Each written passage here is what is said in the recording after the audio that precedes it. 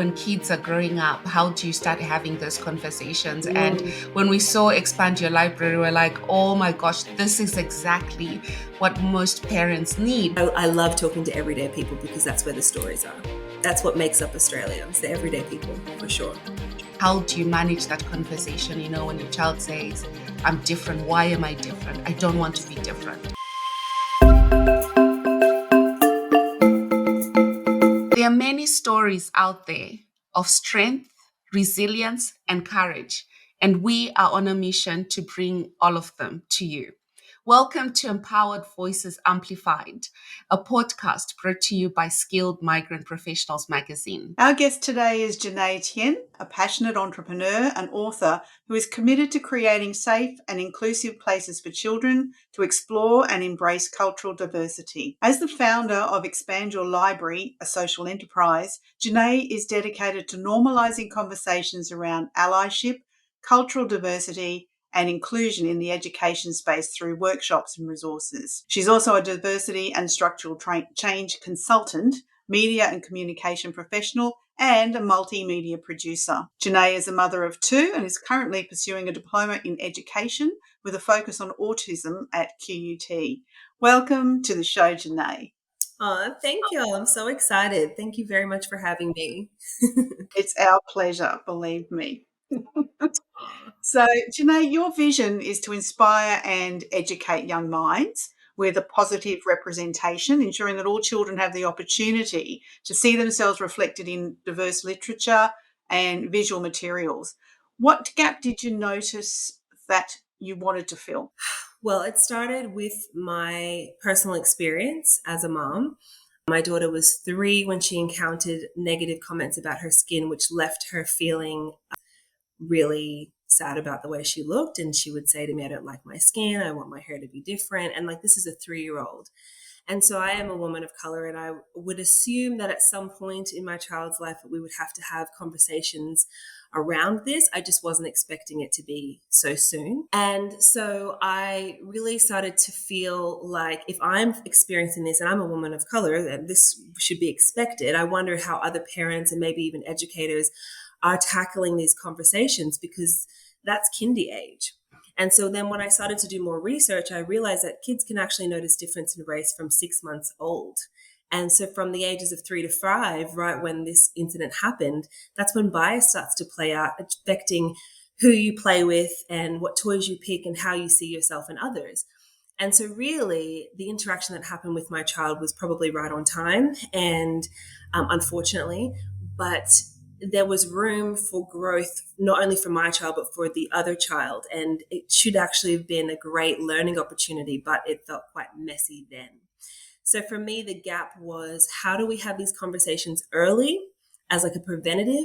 And how do we make it fun? How do we make it normalized so that it's not happening when there's an incident? It's happening all the time so that it's not such a taboo topic. And that's really where it all stemmed from.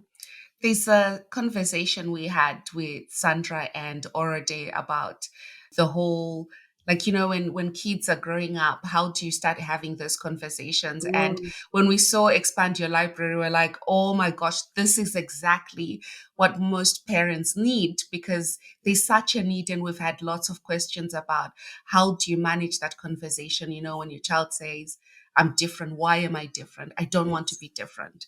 So this is absolutely brilliant. And I know, Em, you've had the same conversation with your little one as well. Yes.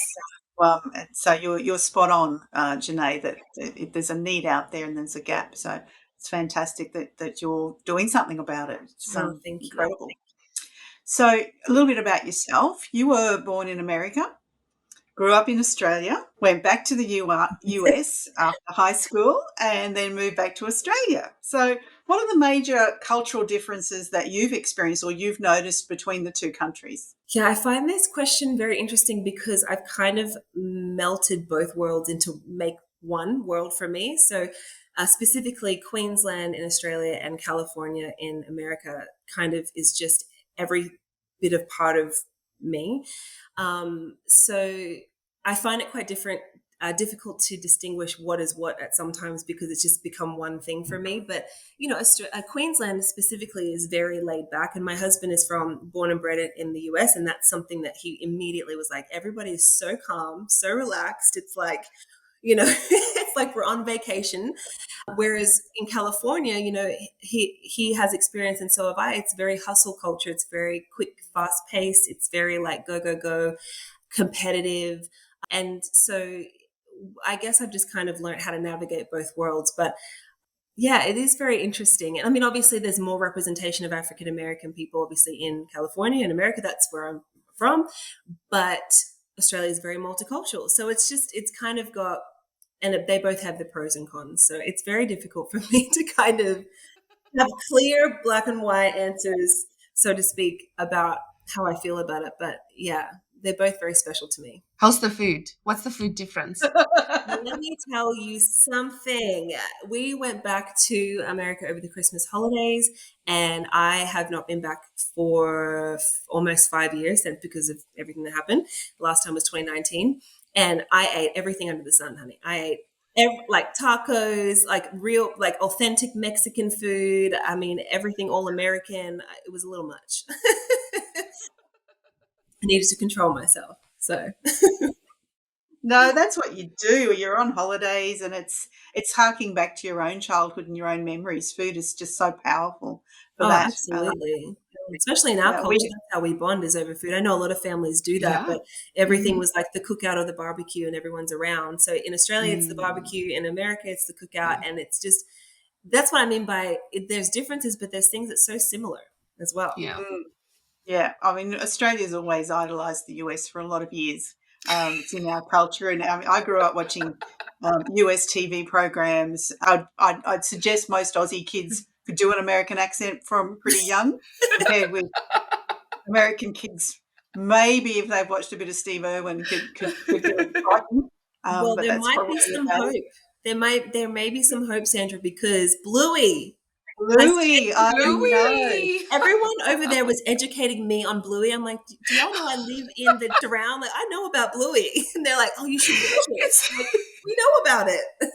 Have you actually met? Have you It's met Louis? oh, it's Exactly. insane. It's insane that you mentioned that. I've got my sister-in-law that's in Seattle, and Mhm. she was telling us about Bluey. Right. And I'm like, why?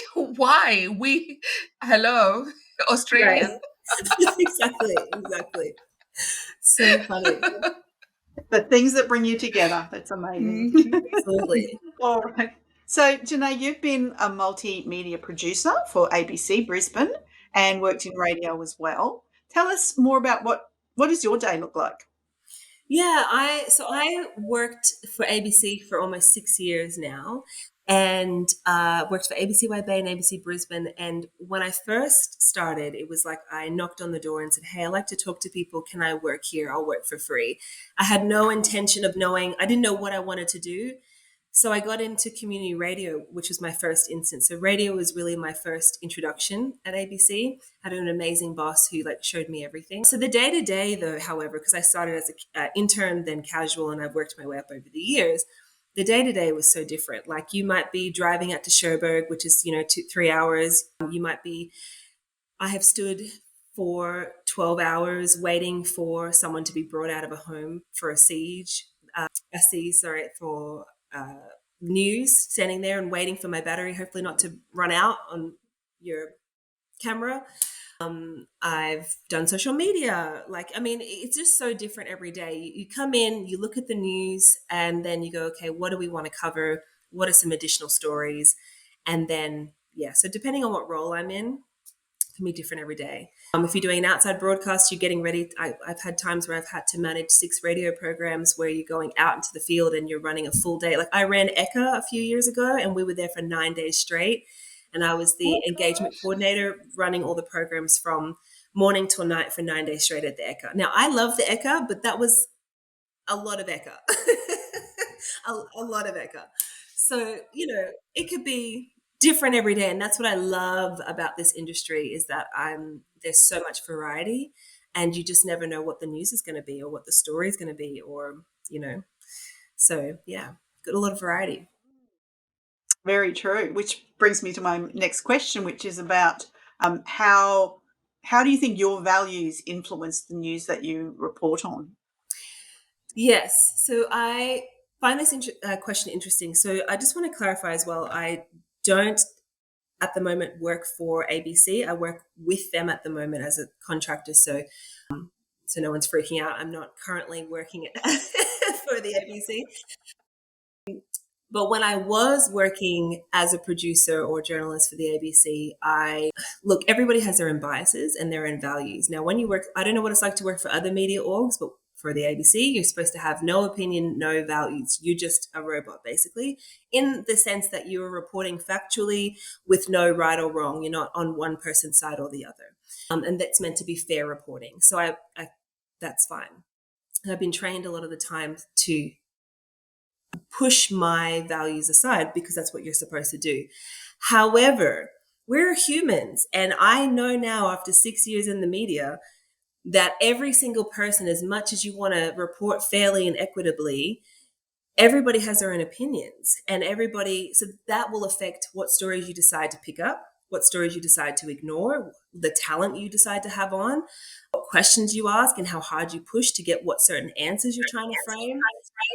So for me, it's a very tricky line that you're walking every day, because you may have to interview someone that you absolutely personally disagree with and they're doing horrible things, but you got to tell the story, right?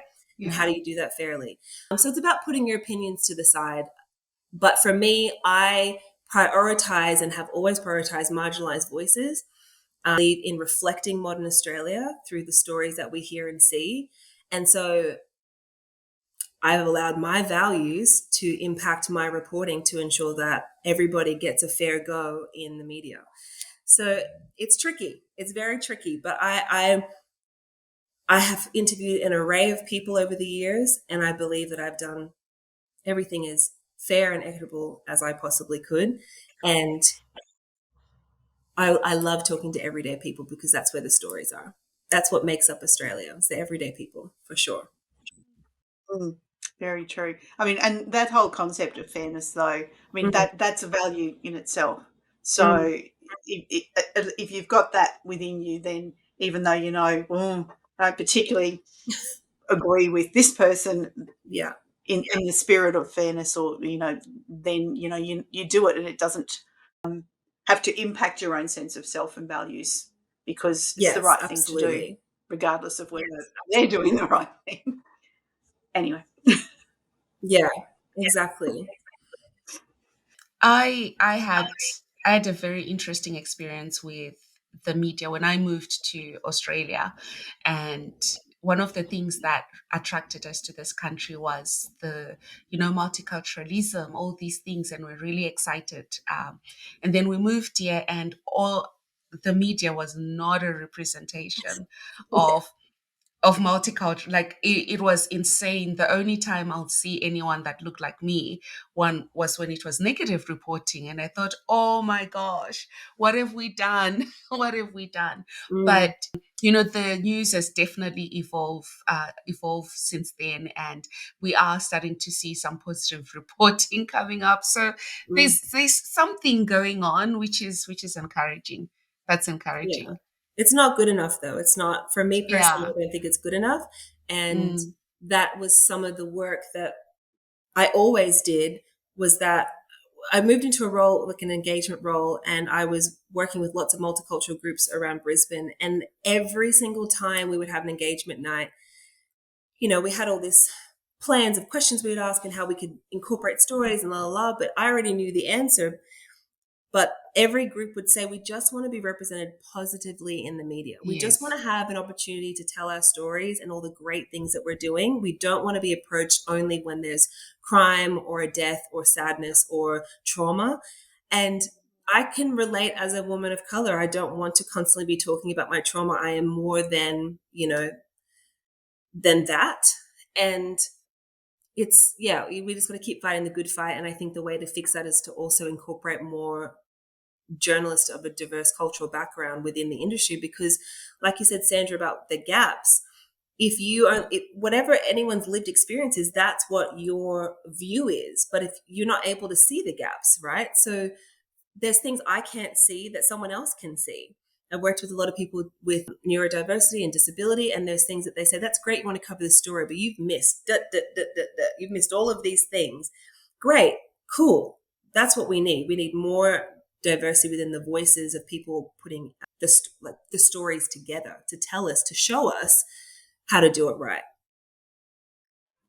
And I like that because it's contrary to what people say that, diversity and inclusion, those things they're ruining excellence. And I'm like, okay, There's a okay. divide. Um, Yeah. And actually, it's very much about cohesion. And the data says it all. The more the diverse your team, the more income you make, the more success you have, the more innovation you will create, like all of those things. Yeah. and who doesn't want that, right? Who doesn't want that? Well, you're a great advocate for inclusion and equity in your work. What role do you see these playing in shaping better economies, better economy, better communities? Well, I want to go back to the work in the education space. So I just read a really great article the other day. And because I don't work for ABC right now, I can say SBS, I can say all the different things. By the way, ABC has a place in my heart. I love it. But SBS had this great article about multiculturalism and cultural diversity in the education space.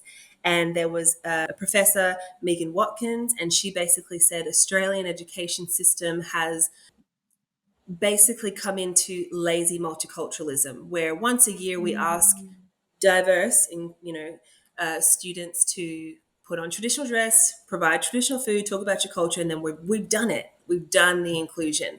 And I feel where inclusion and equitable learning experiences for children need to go is moving past tokenistic inclusion gestures and actually looking at a child holistically, like, okay, it goes beyond just ethnicity. What else does this child need to really thrive, not only in the education system, but in their life as a whole? What problems do they face? We need to tackle racism. We need to tackle sexism. We need to tackle low socioeconomic issues and trauma and lived experiences. When you have migrants coming over here, meeting them where they're at and understanding their experience and not trying to have people assimilate and just get in and fit in. So it's really about addressing the complex layers when it comes to a whole child, and not just being like, we get it, you're culturally diverse. Once a year you get to show that off. Can't speak for everybody, but I wouldn't want to only be acknowledged once a year for my cultural background. I'd like to be seen as a whole person. And that's really what we need for our children, is to feel like we are included and not othered. Yeah. Oh, it's the art that beat, isn't it? Mm. And that comes across. And while the intention is noble, I then always go back to when the decision was made to do that, who was sitting in the room Yes. to make that decision. And you are the founder of Expand Your Library, and this is really tied into what we're discussing now. Can you tell us a little bit more about that?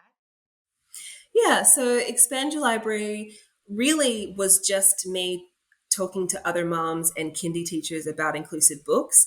I remember I had a wonderful, wonderful kindy teacher for my son who was like, hey, it's Black History Month, which, by the way, it's 1st of February. Happy Black History Month. Whoop, whoop. And she said, it's Black History Month. We want to celebrate your son and his culture. What can we do? And she was amazing, but sometimes people think it can only be about the negative things when it comes to certain cultures and like the enslavement and all of those things. And she was great with, and her and I came up with ideas on talking about books and resources of inventors and doctors and scientists and music artists and all the great things that African American people have done before and after enslavement, right? So really, Expand Your Library was just talking about books and resources and being like, hey, there's a great author, you could go here. Here's a great book, you could order it here. And sharing my books and resources with other teachers and parents. And then that turned into creating my own resource called Deck Up Diversity, which stems back to the incident with my daughter, They're large flashcards that allow parents and educators to talk about these issues or ease their way into it with a visual first, and then on the back has explanations, affirmations, and questions. And it just kind of took off from there, girl. Like, Okay. people were asking me to come talk to Wow. them at school. I was like, are you sure? And so then, then I went to their school, and then I put together a workshop and working with kids. I have kids, but working with kids, like, I was learning a lot. I remember my first kindy workshop, I took a nap in the car for 20 minutes before I drove home because I was like, wow, you got to be on. It's a lot. And my husband is amazing support. We've now created a show. So we go to kindies and do shows, and the kids love him more than me. So I'm trying not to be jealous about it. It's just kind of, mind the pun, but expanded from there to, programs and resources. And it's really special because I've never thought of myself as a businesswoman or an entrepreneur. And, it sucks where it started and the reason why it started, but I really feel like now I have kids high-fiving me that they have different skin color or different hair, or I have kids being excited that they're allies and they can help their friend. And you know, I literally had kids be like, "Do you know I'm the only me? Like, I'm special." I'm like, "Yeah, you are." Like, kids are ready for this. They're smart enough to handle these conversations, and we make it fun. We make it strength based. So it's just, yeah, taking a life on its own. Mm. That's amazing. I just love it. I just love the fact that kids are ready for it. And I think perhaps in the past, adults have shied away from having the conversation about race, about discrimination. It's to protect the child and assume that Yes. the child is not quite ready. And maybe those concepts perhaps not, but inclusivity and respecting and loving yourself and loving others. I mean, they're a Oh, no-brainer, but people are a little bit scared to tackle them because they may go deeper. But oh, if you're providing absolutely. ways to have those conversations, then Mm. And fantastic. these conversations, if you normalize them, if and when things happen, you're going to have a child that's about social justice and be like, hey, that isn't fair, or that isn't kind, or why is that happening? And they're inquisitive and curious. For me, what blew my mind is, as I did more research and spoke to more educators, is that it takes 400 repetitions to make a brain pathway, like when you're learning. But when it is done through play, 10 to 20 times. So a child only needs to have a concept done through play, song, and dance 10 to 20 times, and they've got it, honey. They're allies. They're out there making change. So it's really something that and I was that parent who was shying away. I was so scared. I was thinking we had to start at police brutality and slavery. And it's like, that's not where we need to, you know what I mean? That's not where we need to go. It's just Yeah. as simple as we're all different. And that's great. Mm. And then building on that conversation. Yeah. Cool. Yeah, I love that. I think for there's a lot to be said about that. And you've had a very exciting life just based on your movement and everything that you've done in between. What were some of the key obstacles that you have encountered, and how did you overcome them, and what lessons did you learn? Whew. Girl, do we want to go deep? No, I'm just kidding. Yeah, I mean, obviously, like everybody, there's been lots of ups and downs and different things. I think there's probably two things that come to mind. One was when I first started in the media industry. So 2017, I did my internship and I was invited back in 2018. I'm like, oh my gosh. And I was older than most of my colleagues who've just come out of university. Like, I just had my second son. Like, was considered old. And, we've got like these young, fresh 19-year-olds who are going to make it big on TV and doing all the things. And here I am having you know, who am I? What should I be doing with my life moment? With no experience in media, just a passion. And I finally felt like, oh my God, like everything's aligning. I'm in, and now I can work and hustle. And so I started in 2018 officially as a casual and was working and got different contracts. And then in the middle of 2018, when everything was going really well, like, I mean, I was doing radio stories and feature articles and just trying all the things, I got really unwell. I got really, really unwell. I lost the ability to talk, to walk, to function. I was breastfeeding my son at the time. I had to stop that. I was in hospital. I was in and out of hospitals, very unwell. And I was like, this is going to ruin me. This is my one opportunity and I'm ruining it. I barely made a marker in the industry. I was the only person of color in that office. I felt like it was gone. And I would just think about this as I'm laying in the hospital bed and thinking, how dramatic, like what is going on here? And I got out, and the moment I got out, I would try to go back to work. And I even took a producing workshop training in Brisbane. Actually, I was living in Bundaberg at the time. Mm. And I was sickly thin. I was having migraines. I was fatigued to like even walk to the bathroom. But I was like, we're going to do this because I'm going to make something of myself. I'm going to open up doors. I'm doing it. And I quickly realized over that like year and a half to 2 year mark of me being unwell and trying to push through that and not allowing my body to rest is that I am the experience. I am the experience. My career is not the experience. I am the experience. And if I'm not well, if I'm not whole, then I can't create any magic anywhere else. And so I quickly learned that I needed to stop, slow down, enjoy motherhood, enjoy getting my health back. I had an amazing group of friends and family and my husband to get me there. But I kept pushing and I realized I need to stop. So for me, that was one of the biggest lessons that I had is that and I've still been able to have 6 amazing years in the media industry and do what I wanted to do. I had my own personal goals. I've ticked them all off. And now I have been invited back for the same company I started as an intern with as a third party contractor where they've hired me on as my business to create resources. So it's a full circle moment for me. But I had to understand that it's me. I'm creating that magic and I can't do it if I've got nothing left inside of me. So that was probably one of the biggest lessons I had to learn because I thought I even failed my degree. That's right. I was almost finished with my degree, already old and trying to do my degree and couldn't finish the last semester. I did eventually graduate at the end of 2019, early 2020. But it's like, do you know what I mean? It's okay. Things happen for a reason. So yeah, it's a lot. I was not expecting that. Yeah, neither was I. Neither was I. I was doing it, but you're doing it 1 minute and then the next minute you're having your mom like teach you how to like say things and get your words back and walk you up and down the hall. And that's like an exciting moment. My kid's wheeling me out in a wheelchair. It's like, what is this? Wow. So it just really made me grateful and to understand that I realized I was working really hard, but I wasn't eating very well. I wasn't drinking water. I wasn't sleeping. I was working ridiculous hours to make something. But yeah, it's me, right? Everyone is the key to their future. But you can't do it if you're not living right. Absolutely. Oh, that is so true. It's the hustle culture, though. It's that entrapment. We Mhm. always need to become something, and we Mm. push out, and we push our bodies. Sandra is always reminding me to rest. Yes. I And am. deep rest.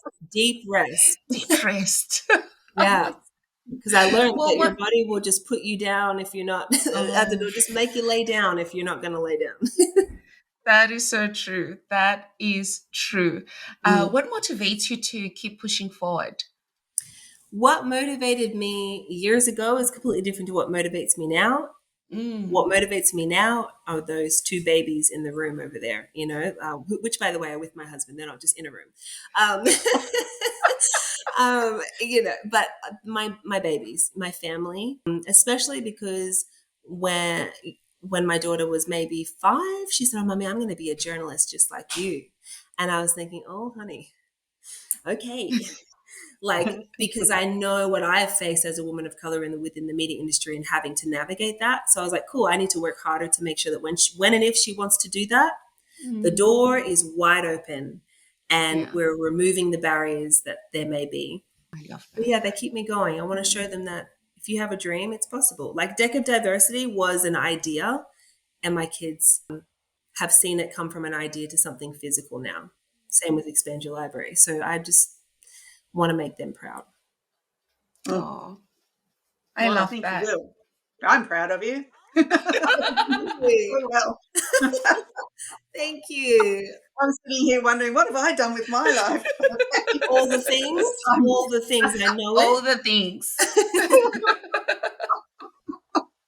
Um, Oh my God, I love that. Well, Jenae, thank you so much for joining Sandra and I on Empowered Voices Amplified. If people want to read more about you or find your resources, where can they go? How can they get in touch?